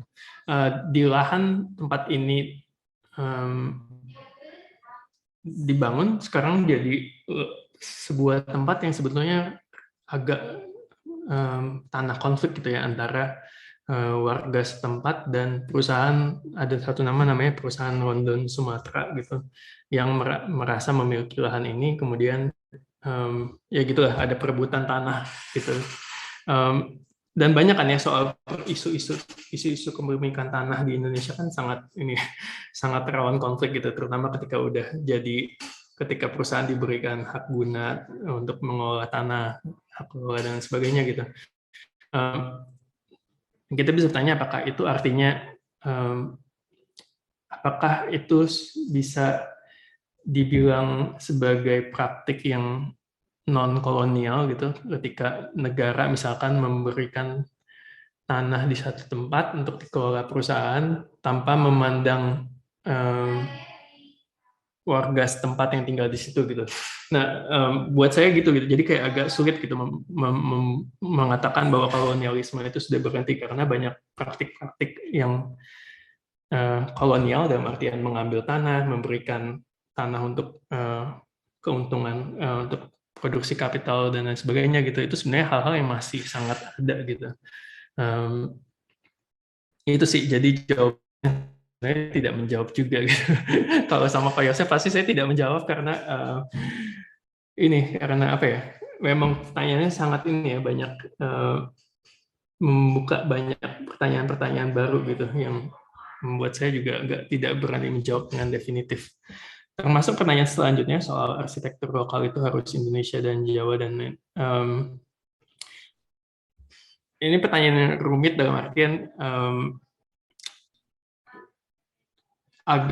ketika saya bilang arsitektur, misalkan dalam bahasan ini saya belum bilang ini Indonesia gitu, itu saja sebetulnya kan sudah anakronistik ya, karena penggunaan kata Indonesia sendiri baru mulai banyak dipakai kan sebenarnya tahun 1920-an, terus kemudian nama itu kemudian dipakai untuk mendefinisikan tanah-tanah yang dijajah oleh Belanda gitu. Terus kemudian diterima secara umum sebagai nama yang kita pakai untuk melakukan revolusi melawan Belanda gitu. Sehingga kalau kita bilang arsitektur Indonesia sebenarnya anakronistik, jadi tidak sesuai karena pada waktu itu juga nama Indonesia mungkin tidak mencakup ini gitu. Daerah ini misalkan sebetulnya bagian dari Kesultanan Delhi kan, jadi mungkin juga mereka tidak menganggap dirinya sebagai bagian dari satu gambaran besar Indonesia gitu. Tapi saya kira saya memakai kata arsitektur lokal dengan lebih general dalam artian bahwa ya itu ada bangunan yang spesifik di lokasi itu dan di geografi itu yang kemudian memancing ketertarikan orang-orang Eropa gitu. Begitu sih Pak Yosef, tapi saya kira Pak Yosef pasti punya bantahan, jadi silakan kalau ingin menambahkan. Ya, kalau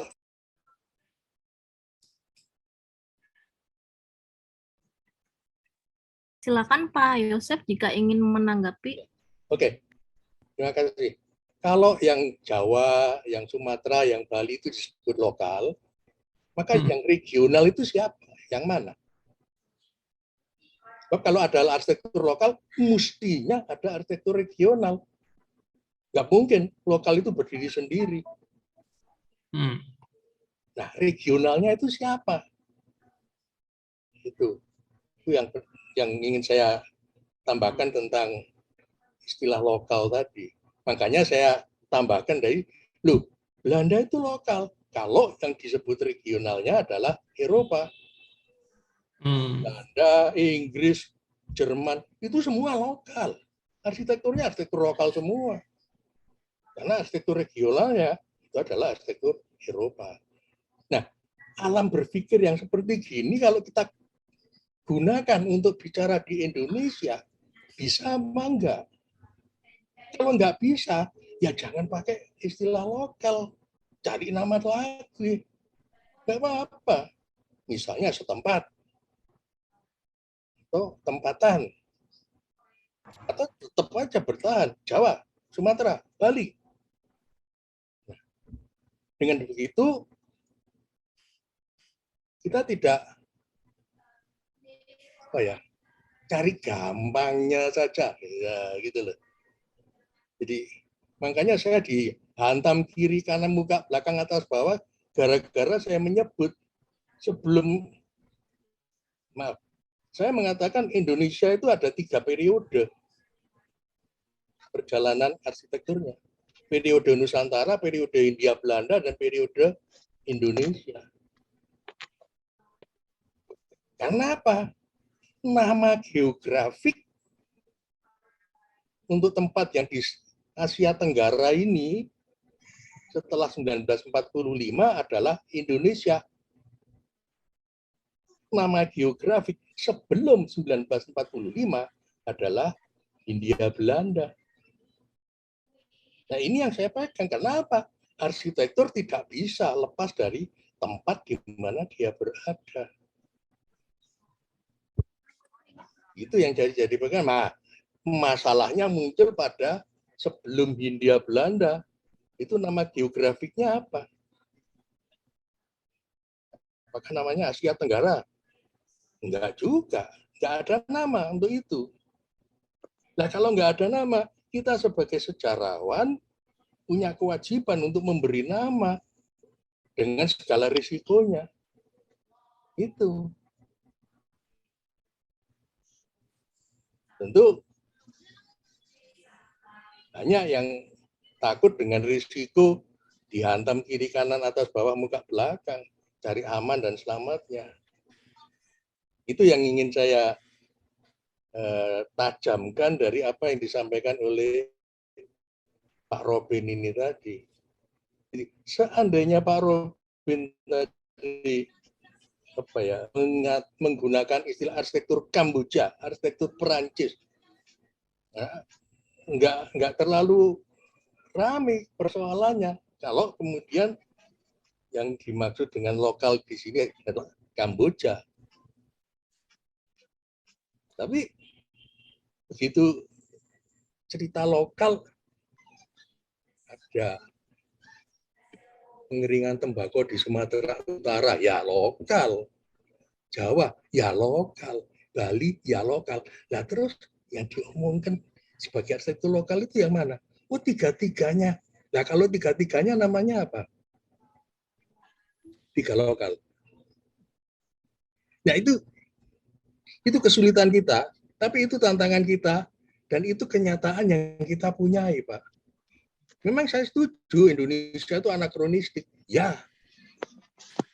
Itu baru 1920, ya. Tapi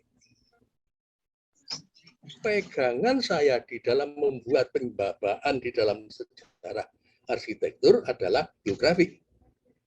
Kalau dasarnya adalah politik, lain lagi ceritanya.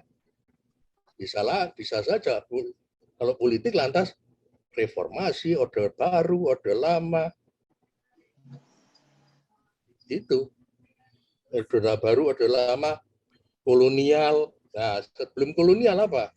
Prakolonial. Ada yang ngawur. Ini politik. Sampai dengan kolonial itu politik. Sebelum kolonial, lantas arsitektur Islam. Ini urusan politik atau urusan agama ya? Nah, memang kita masih belum punya yang baik, betul, dan benar. Tapi tidak berarti kita nggak punya kewajiban. Selama kita masih mau disebut Indonesia, kan masih mau, ya. Mari kita buat Indonesia ya baik dan benar dan betul. Saya kira itu, Pak Robin. Saya nggak mengkritik Pak Robin, saya mau mencoba untuk kalau itu diberi nama-nama yang lebih eksplisit, ya, lebih khas ke arsitekturalnya, jadi enak. Atau memang yang disampaikan oleh Pak Robin itu sejarah arsitekturnya, atau perkembangan arsitekturnya, atau politik arsitekturnya, atau apanya dari arsitektur. Nah, tadi kok enggak diomong di depan, jadi saya enggak bingung ngomong-ngomong kayak begini. Gitu Pak Robin. Terima kasih. Terima kasih Pak Yusuf. Terima kasih banyak diskusinya Pak Yosef.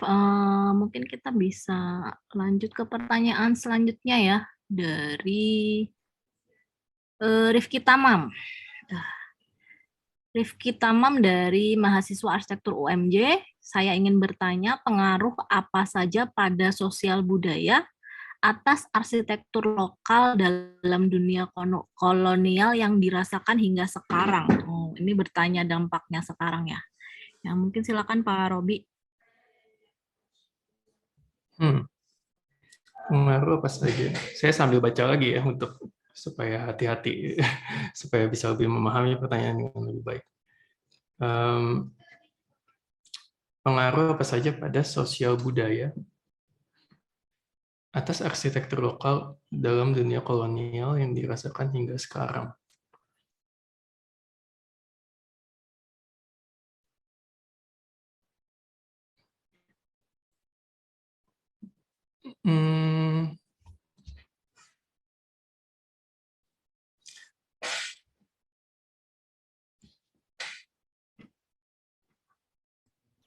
Bisa gampang Pak Robin jawabnya.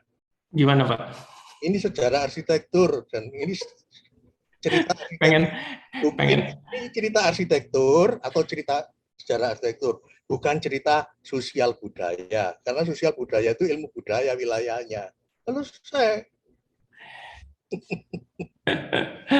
pengen menulis gitu sih Pak juga, cuman ya udah. Nah, kita juga mencoba untuk pada generasi muda kita untuk tidak ikut-ikutan generasi di atasnya yang suka enaknya sendiri itu. Iya. Saya dan Anda ini kan hanya korban aja dari generasi atas kita yang seenaknya itu. Makanya saya berontak terhadap generasi atas saya dengan cara begini. Ya udah, kalau Anda berani ya berani aja, nggak apa-apa.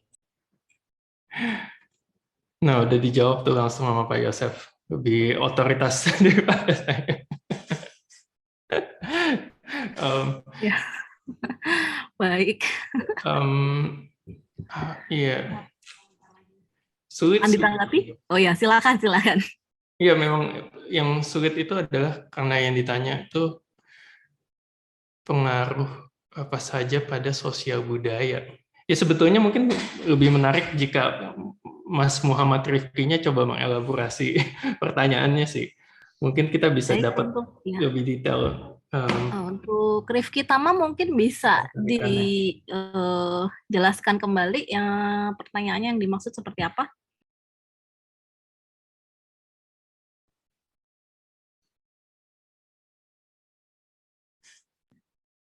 Saudara Rifki Tamam, masih ada nggak?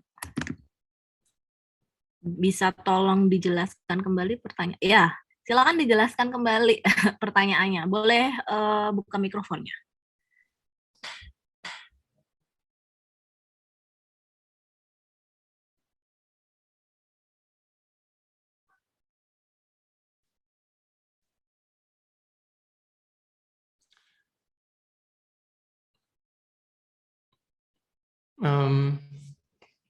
Kalau mungkin Rifki tidak mau tidak mengelaborasi, mungkin saya ini aja loh, mungkin tambahannya.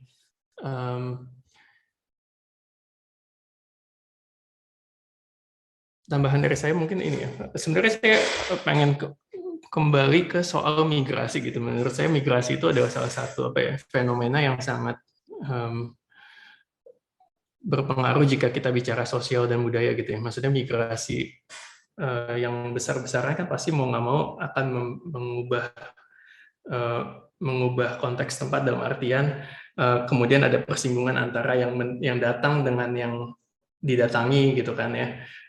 Dan itu kan pasti jadi ya antara interaksi atau benturan budaya baru pasti ada gitu kan. Dan itu bisa jadi termanifestasi gitu dalam misalkan tata kota, misalkan kita bilang Chinatown gitu kan, di konteks Amerika, ya itu terjadi akibat migrasi yang besar-besaran gitu. Dalam konteks Sumatera, misal Sumatera Utara, ya bisa jadi yang terjadi, ya ini kita lagi betul riset lebih lanjut ya gitu. Apakah kita bisa bertanya apakah ada pemisahan yang tegas antara area yang ditinggal ditinggali oleh buruh Cina yang datang lebih awal ke Sumatera dengan buruh Jawa yang datang lebih belakangan gitu. Dan interaksi apa yang terjadi antara komunitas yang berbeda itu gitu. Nah, mungkin saya nggak bisa jawab sebenarnya karena emang saya belum pernah melihat mempelajari konteks sekarangnya itu ya, maksudnya sebagai jika ada konteks sejarah pada masa itu, saya bisa dengan mudah menjawab gitu, karena ya misalkan di konteks perkebunan itu sendiri kan sudah terjadi segregasi yang jelas gitu antara buruh Cina dengan buruh Jawa itu dipisahkan, terus kemudian di area buruh Cina ada apa warung-warung opium yang sangat ini ya sangat penting gitu buat menyenangkan buruh Cina gitu. Kemudian ada bentuk arsitektur yang berbeda dalam artian menurut orang Belanda pada saat itu gitu ya. Oh, masyarakat Cina lebih suka tinggal di barak yang tinggal bersama gitu. Sedangkan warga Jawa biasanya datang bersama keluarga sehingga lebih tepat dibangun melalui pondok-pondokan gitu. Jadi ada bentuk-bentuk arsitektur yang berbeda, outputnya agak berbeda gitu untuk memfasilitasi pekerja yang datang dari arah berbeda gitu. Nah tapi ya gitu, maksud saya kayak rasanya masih banyak ruang-ruang riset yang luas gitu ya, kemungkinan-kemungkinan soal interaksi yang terjadi, kemudian misalkan menghasilkan hibrida baru gitu. Kayaknya terakhir beberapa hari lalu saya mendengar soal bagaimana diaspora Indonesia di Belanda gitu bikin warung makanan Indonesia gitu, itu kan juga ikutan menjadi ingatan apa tempat yang jadi ingatan buat orang Belanda yang misalkan dulu keluarganya di Indonesia kemudian sudah balik ke Belanda gitu. Nah itu sih maksud saya, ini emang jawabannya kemana-mana, cuman banyak banget sih ruang-ruang diaspora, ruang-ruang migrasi yang menurut saya jadi titik potensi buat menjawab pertanyaan itu gitu. Karena pertanyaannya konteks sekarang gitu ya itu maksud saya sampai sekarang ya pasti ada gitu benturan atau interaksi budaya yang terjadi gitu sih. Baik, mungkin semoga menjawab ya. Mungkin lanjut. Oh, ini ada tanggapan dari Prof. Joseph lagi. Sejak 1 Januari 1800, nama bagi tempat yang sekarang bernama Indonesia adalah Hindia Belanda, Netherlands Oost-Indie. Hindia Belanda bagi Belanda sudah dilihat dan ditempatkan sebagai daerah Belanda, bukan jajahan. Mengapa masih menyebut masa kolonial? Oh ya. Ya, ini mungkin mau ditanggapi lagi Pak Robin. Silakan. Ya saya kira ini lebih ke ini aja ya. Ya kita bukan memakai nama ofisial aja gitu. Maksudnya mungkin Belanda menyebutnya Hindia Belanda, tapi kan okupasi dari tanah yang sekarang kita namakan Indonesia oleh Belanda ya tepat jika disebut kolonial gitu kan, karena ada upaya untuk datang kemudian membuat koloni di situ, tinggal di situ, membangun teritori gitu.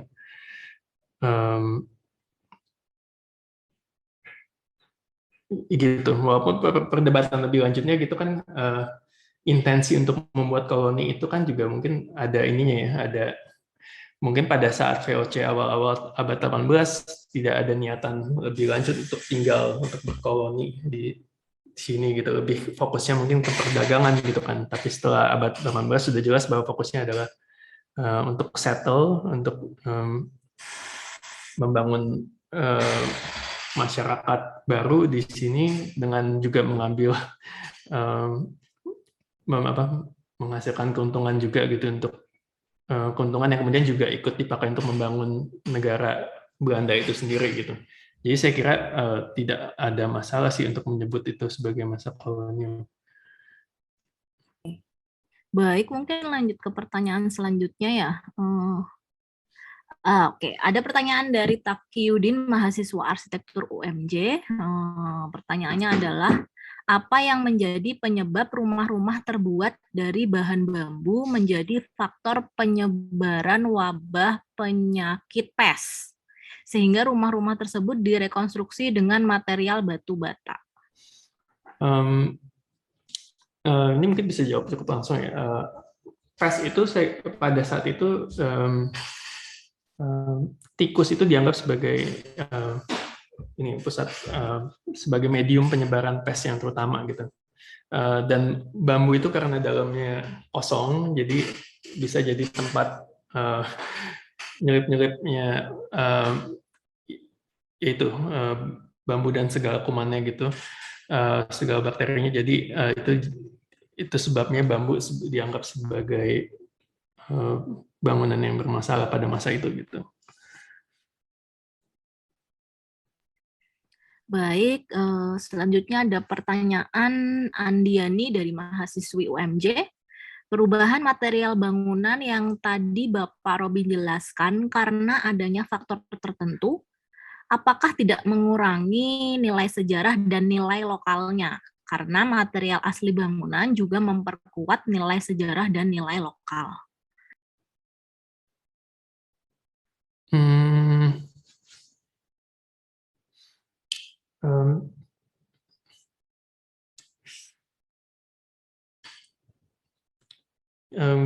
Nah ini terus terang kalau ngomongin nilai ini juga bukan ranahnya gimana.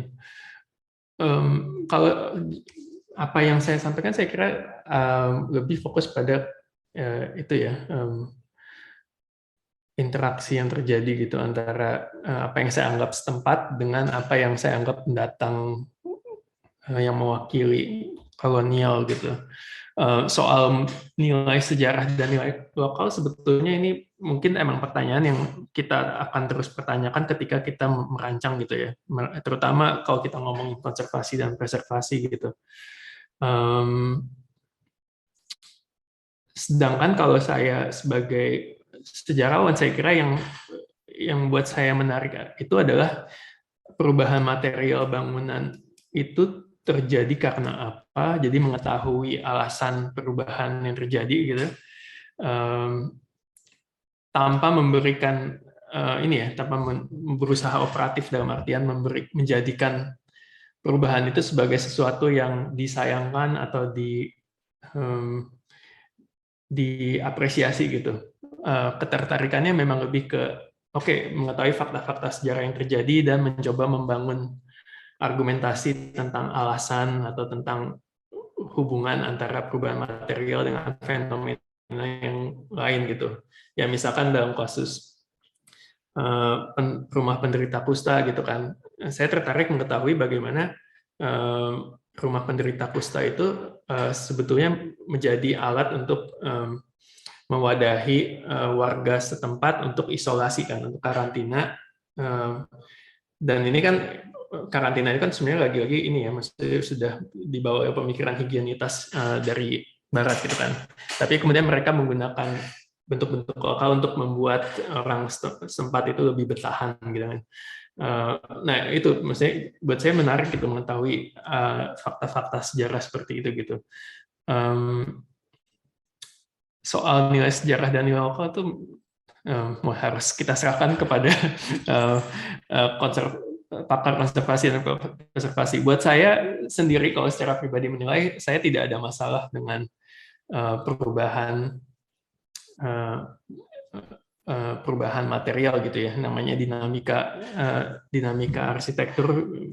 Misalkan zaman dulu mungkin gampang nyari alang-alang, tapi kan kalau di saat sekarang kan nggak mungkin juga kita justru kalau kita alang-alang ke kota Jakarta misalkan, ya itu akhirnya kita menghabiskan banyak karbon untuk transportasinya gitu kan. Jadi ya banyak aspek yang lebih kompleks yang perlu kita nilai gitu soal perubahan material, dan tentu saja nilai sejarah bukan segala-galanya gitu ya. Kalau dalam konteks sekarang saya pikir yang paling penting adalah nilai lingkungan gitu, gimana material itu justru ikut berpartisipasi dalam pengurangan karbon gitu. Gitu sih. Baik, mungkin kita lanjutkan. Oh, ini ada tanggapan dari Bu Anissa. Nah, salam kenal, saya Anissa dari Arsitektur UMJ. Pembahasan hari ini sangat menarik dan dibuka dengan gambar yang menarik. Dari tanamannya bisa ditebak itu bangunan gudang tembakau. Tembakau dan industri rokok banyak memberi warna pada arsitektur setempat pada tahun 1900-an. Tidak hanya di Delhi, namun juga di beberapa tempat di Indonesia. Bu Anissa ini sempat melihat ada bangunan-bangunan di kota Kudus mempunyai bentuk-bentuk seperti yang disajikan dalam gambar. Uniknya bangunan-bangunan ini hanya berjarak beberapa meter dari Menara Kudus dan di lingkungan rumah tradisional dan dimiliki oleh masyarakat asli Kudus. Ternyata bangunan-bangunan itu ada kaitannya dengan perdagangan tembakau dan industri rokok yang saat itu sedang marak di kota Kudus. Ya, ini mungkin untuk diskusi aja, mungkin dari Bu Anissa atau Pak Robin ada tanggapan, silakan. Boleh Bu ceritain lebih lanjut Bu.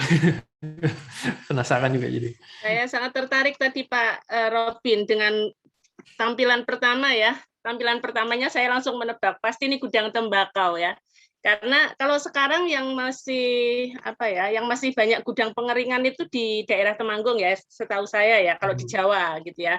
Tapi kalau di Kudus itu saya sempat melihat bekas gudang-gudang tembakau itu tahun 2003, sekitar tahun itu. Gudang-gudang tembakau seperti itu, tetapi kalau di Kudus itu saya lihat bukan pengeringan ya, tetapi tembakau itu sudah datang dalam bentuk kalau orang sana bilang sudah keranjangan ya, sudah keranjangan seperti itu. Nah, ternyata di sekitar gudang-gudang tembakau yang ada di Kudus itu ada bangunan-bangunan yang menarik seperti yang tadi ada di slide Bapak ya. Mungkin istilahnya susah kalau buat saya ya, indis ya, mungkin saya menyebutnya indis ya. Woonhoven susah kalau menurut saya ya. Tapi bangunan-bangunan berarsitektur indis, tapi uniknya kalau di sana yang mempunyai itu ya memang masyarakat lokal setempat gitu ya. Jadi dan itu hanya berjarak beberapa meter dari rumah tradisional Kudus. Bahkan ada yang dalam satu lingkungan. Jadi satu kepemilikan itu ada yang punya rumah, kalau istilah di sana itu rumah gedong gitu ya. Rumah gedong itu ya rumah indis ya, kalau kita melihat di buku itu indis. Kemudian berdampingan dengan rumah-rumah tradisional. Dan itu sangat menarik karena ternyata kemunculan rumah-rumah itu memang terkait sekali dengan perdagangan ya, perdagangan tembakau dan juga industri rokok yang pada tahun-tahun 1900-an itu sedang marak ya di Kota Lama Kudus. Jadi justru bukan di Kota Kudus sekarang ini, tetapi di Kota Lamanya yang dekat dengan Menara Kudus ya. Jadi itu makanya tadi saya mendengar pemaparan Bapak tadi, sangat menarik ini karena ternyata saya sendiri juga waktu itu masih melihat ya ada jejak-jejaknya bahwa ternyata wujud fisik yang ada sekarang ini ya banyak sekali yang mempengaruhi. Ternyata itu seperti perdagangan, kemudian industri gitu ya.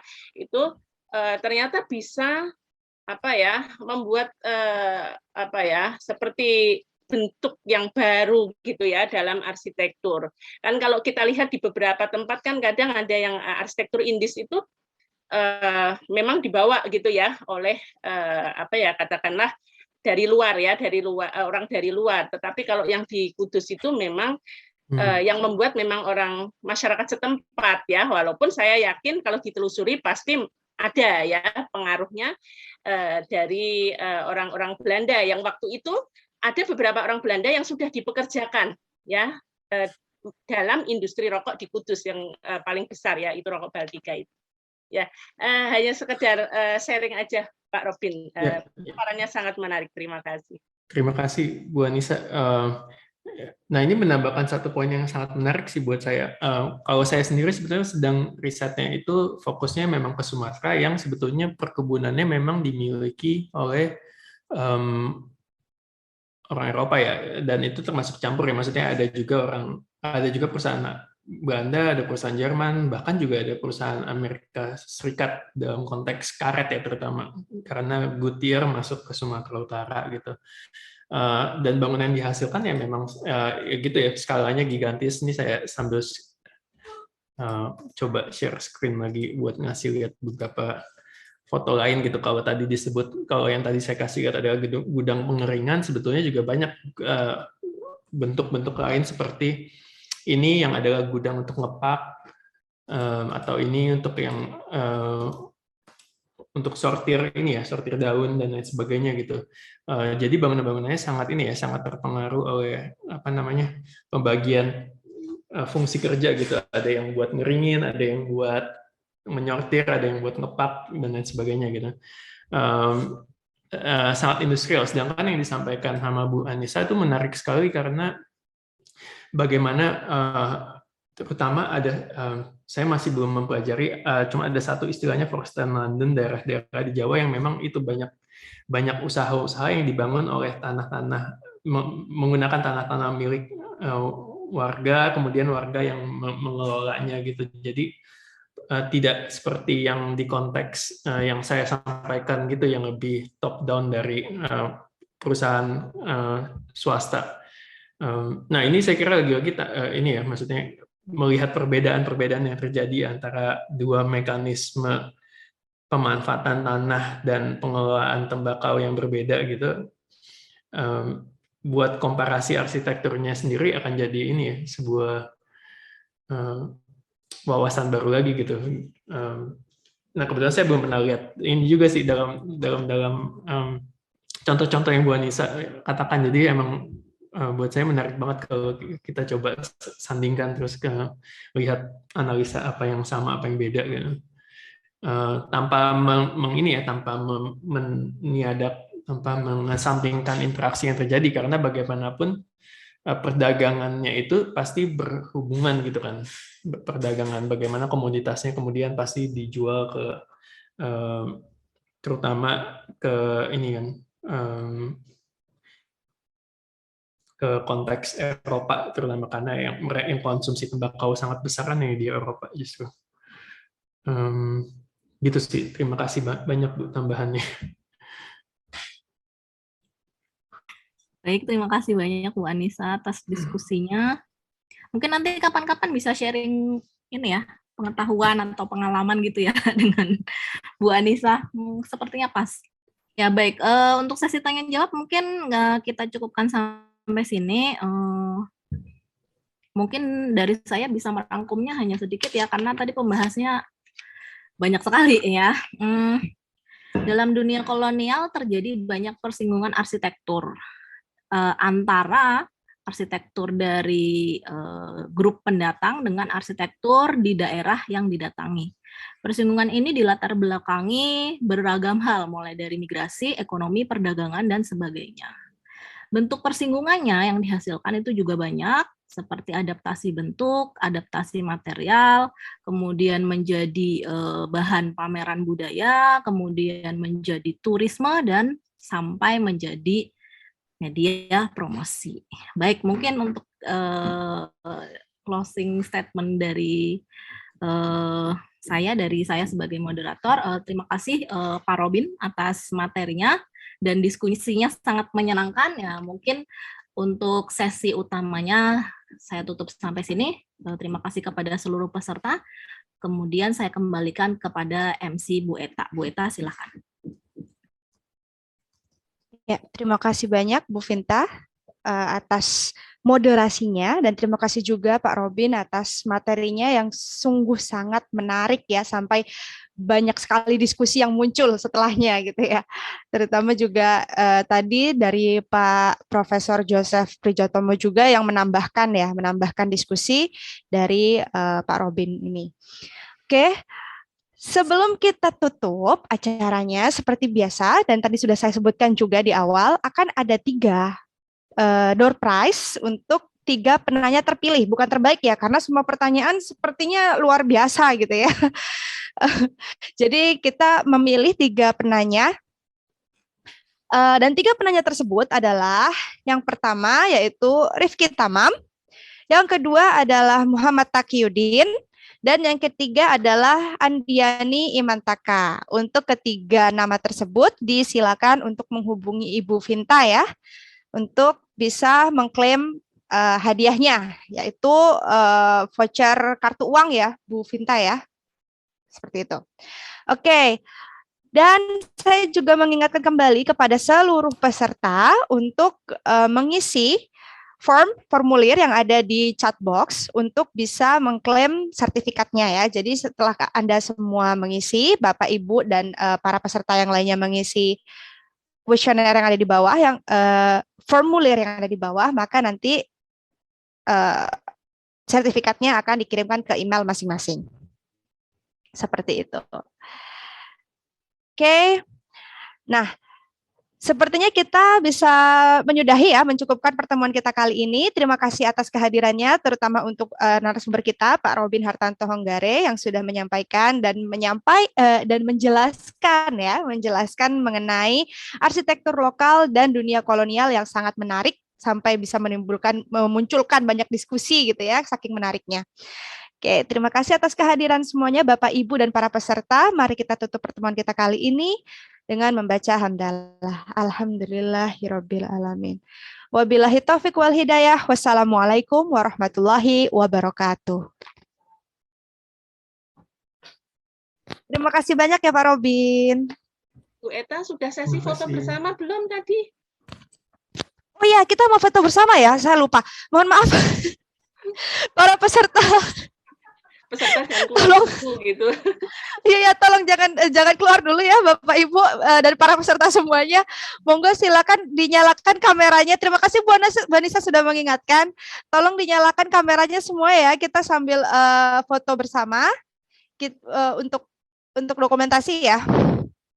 Mungkin ada yang bisa membantu memotokan Bu Pak Yogi. Pak Yogi. Pak Yogi yang disuruh. Udah saya ini ada Sepli, ada Pak Sepli. Ada ya. Pak Sepli. Ya, ini ada Pak Sepli. Alhamdulillah. Silakan Pak Sepli, monggo ya Pak Sepli ya. Yuk semuanya Bapak Ibu dinyalakan kameranya ya, yang bisa menyalakan kamera agar terlihat wajah cantik dan gantengnya. Silakan di layar pertama ya Pak Sepli ya. 1, 2, 3.